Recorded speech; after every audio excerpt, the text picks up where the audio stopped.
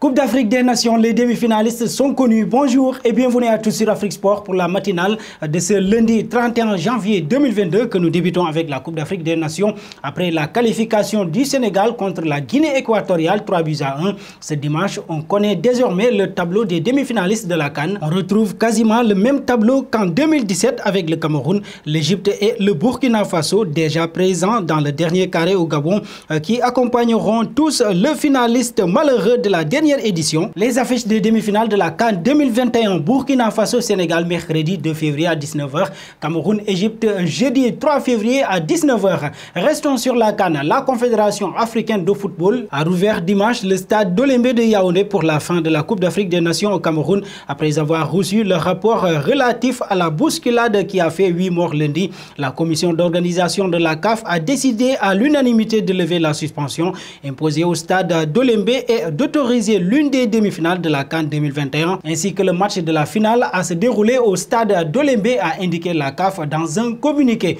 Un pas auprès de la Tunisie au lendemain de l'élimination en quart de finale de la CAN 2021 contre le Burkina Faso 1-0. La Fédération tunisienne de football a annoncé ce dimanche le limogeage du sélectionneur des Aigles de Carthage, Monder Kabayer. Il a été décidé de mettre fin à la relation contractuelle avec M. Monder Kabayer et de nommer Djelal Kadri, actuel adjoint, comme son successeur. En passant, nous remercions M. Monder Kabayer pour ses efforts pendant la période qu'il a passée à la tête de l'équipe nationale, en lui souhaitant beaucoup de succès dans la suite de sa carrière d'entraîneur. Nous souhaitons également plein de succès à M. Djelal Kadri dans ses nouvelles fonctions, a indiqué la Fédération tunisienne de football sur Facebook.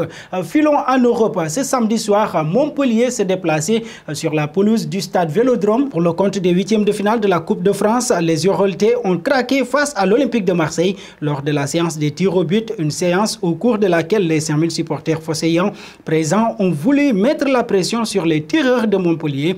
Mamadou Sakho ne dira pas le contraire, lui qui aura répondu à sa manière aux insultes, comme on peut le voir dans une séquence qui circule sur les réseaux sociaux. L'ancien capitaine du Paris Saint-Germain va glisser un joli doigt d'honneur aux fans de l'Olympique de Marseille en faisant mine de se gratter le visage. Un bon au Paris Saint-Germain. Malheureusement, le sort s'acharne toujours sur Sergio Ramos. Ces derniers jours, plusieurs médias ont en effet évoqué une nouvelle blessure musculaire pour le défenseur de 35 ans qui avait disputé l'intégralité de la rencontre de Ligue 1 face au Stade Reims dimanche. Le Parisien a évoqué de son côté une sortie prématurée de Sergio Ramos de l'entraînement collectif du Paris Saint-Germain ce jeudi.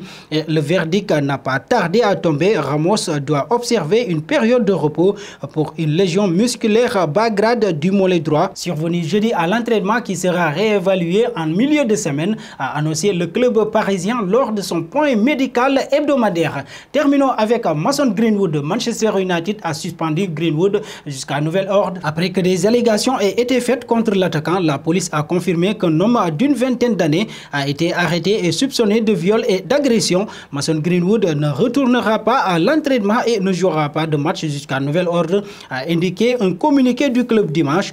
Dans une déclaration antérieure, le club mancunien a précisé qu'il était au courant des allégations apparues sur les médias sociaux concernant le jeune homme de 20 ans. Un porte-parole de Manchester United a déclaré que le club ne tolère pas la violence quelle qu'elle soit. Et voilà, chers amis téléspectateurs d'Afrique Sport TV, nous arrivons au terme de cette matinale que nous bouclons avec la question du jour. Depuis qu'il a commencé sa carrière professionnelle, combien de buts Mason Greenwood a-t-il marqué? Vos réponses seront attendues en commentaire. Et très bon week-end à tous.